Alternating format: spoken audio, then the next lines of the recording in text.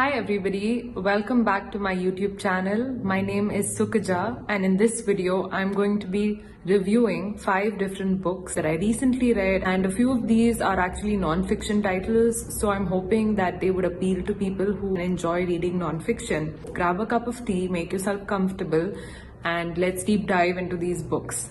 The first book that I have here is the one I most recently finished reading, and that is called Quiet by Susan Cain, and the subtitle says The Power of Introverts in a World That Can't Stop Talking. I read this because I was in a phase just wanting to understand my introversion. I believe that it came very highly recommended in one of the LinkedIn courses that I was doing at the time. When I started reading this, I was immediately swept in. The thing that I didn't like so much about it is that there were a lot of studies quoted in here.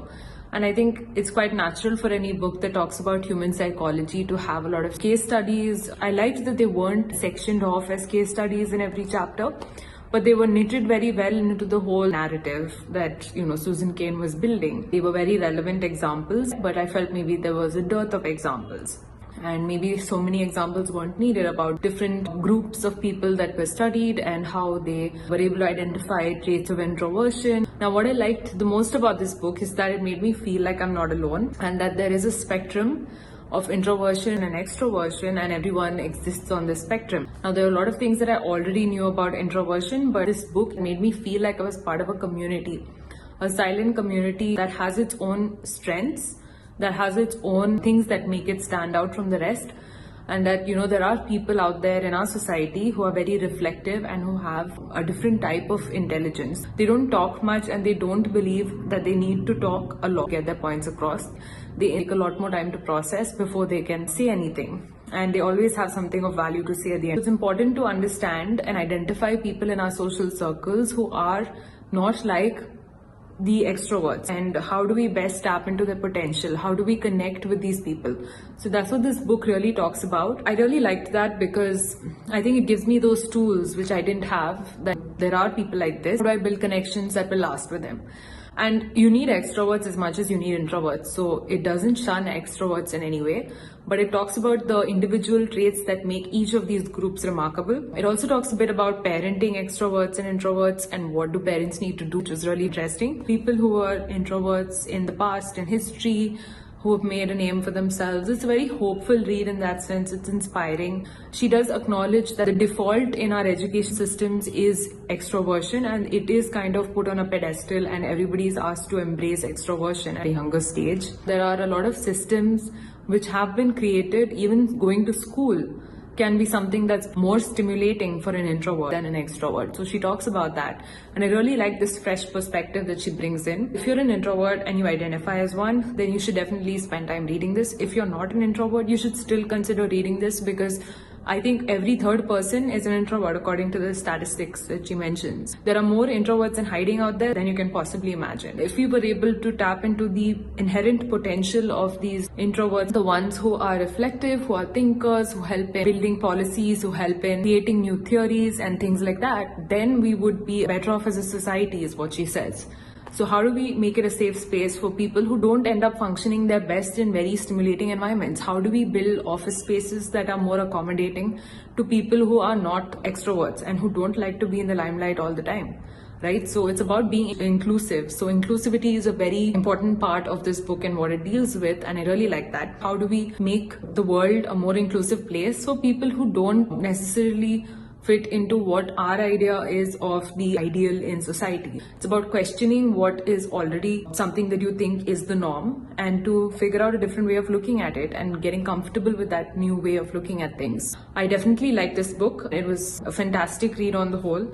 Even though there were a lot of examples, I think they were all relevant and they didn't seem outdated. There are studies which she has quoted of other people who have studied this concept. There's also this concept of the highly sensitive person, and she keeps referring back to another person who has worked on that idea of how there are sensitive people in society and they're actually very gifted and talented people.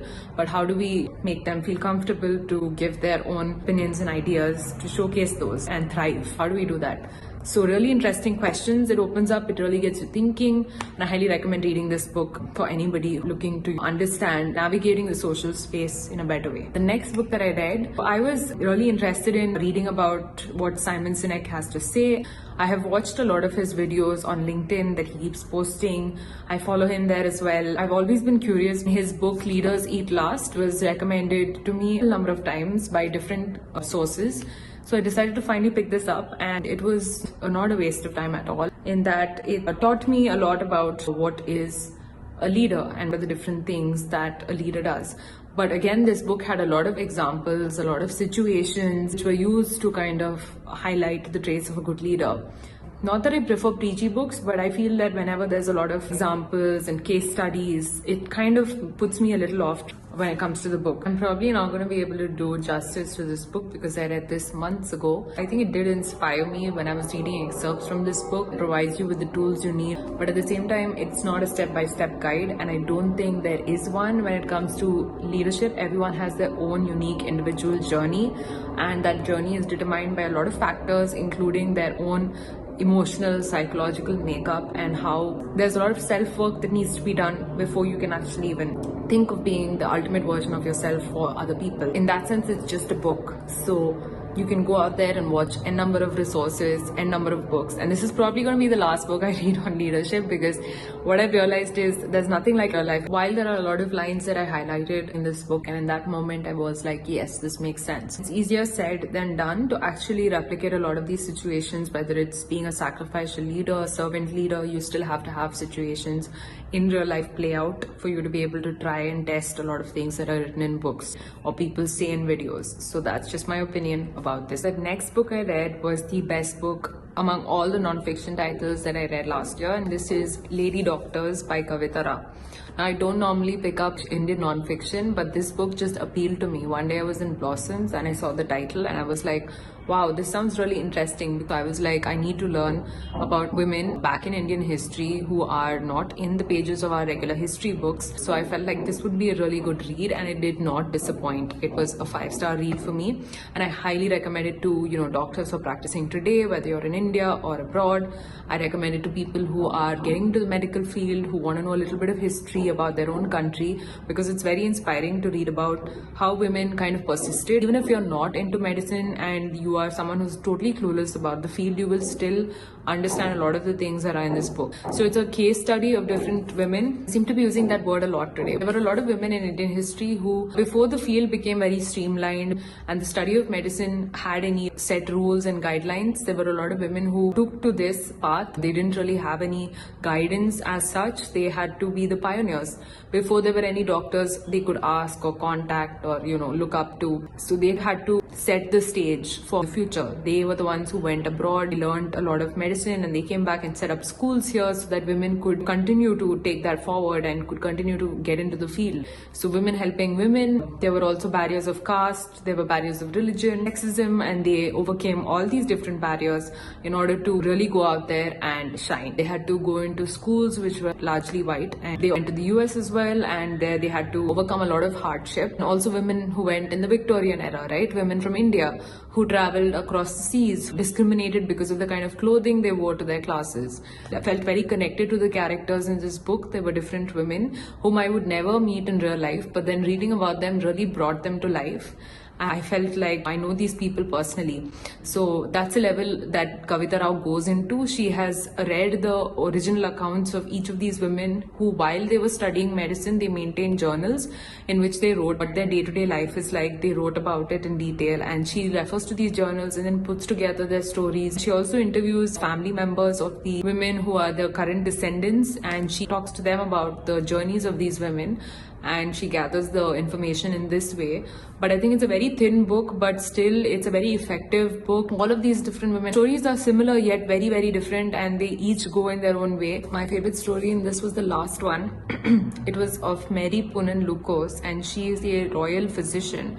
and it talks about her journey, her supportive parents, how she was encouraged to pursue medicine and its study, and how she goes on to treat the royal queens of Travancore family of Kerala. She is responsible for delivering the royal baby at a time when it was very difficult for the queen to get pregnant and stuff. So she goes on to make waves, and then she revamps the entire medical system in Kerala. So it's just mind-blowing to see the level at which these women functioned after they got their education and the kind of groundbreaking things they did for medicine in India. It's quite sad that we aren't taught these things back in school and we don't have these in our history textbooks, but I'm glad that people are writing about this now and it's getting the limelight that it deserves. That's what I would say, and I would recommend that everybody read this book. Absolutely fascinating research. Now coming to the two fiction books that I read, Stephen King's Carrie. So I did read Carrie and it was a really different book than what I expected it to be. I knew this would be a debut of Stephen King, so I shouldn't have very high hopes for this, but I still went into it not knowing much. Luckily, it wasn't too scary. I thought that I'd have sleepless nights, but managed to read this. I think I read it over a couple of days and it wasn't really the kind of book that I would say is unputdownable. I did need to take a lot of breaks from it. Short chapters, easy short sentences. And I think there's a movie as well, so I'm presuming that the movie is probably better than the book in this case, but let me know if you've read the book and you liked it better than the movie in the comments down below. Carrie is known for her ability to do telekinesis. That means she's able to move objects by just thinking about it. So she's gifted and she is ostracized in a high school for various reasons. She is the underdog. She doesn't dress well. She's not pretty to look at. She's in the peak of puberty and she's got a lot of issues. She's basically bullied a lot in school, and that anger is what she channels, and then she unleashes that. There's this huge event that happens at the end of the book that I don't want to give away, but it was pretty crazy, and that is described in great detail by Stephen King. And all of the events that happen in the book lead up to that final event, which culminates in Carrie becoming completely evil. So she starts off as a Catholic girl, a very goody two shoes kind of girl, and then there's this evolution that happens to her character. Would I say that it blew my mind? No, I didn't find anything super extraordinary in this book. I thought it was, yeah, it's just another horror story. I didn't really find that wow factor. If that's something that you guys are looking at, maybe not pick this up, but maybe it was a good place to start off when it comes to Stephen King, because it wasn't a very thick novel and I was able to understand the kind of things that he likes to write about by reading this book. And I'm sure that my expectations are going to be higher for his other books now that I've read Carrie. The final book that I read last year was The Diary of a Void by Yagi.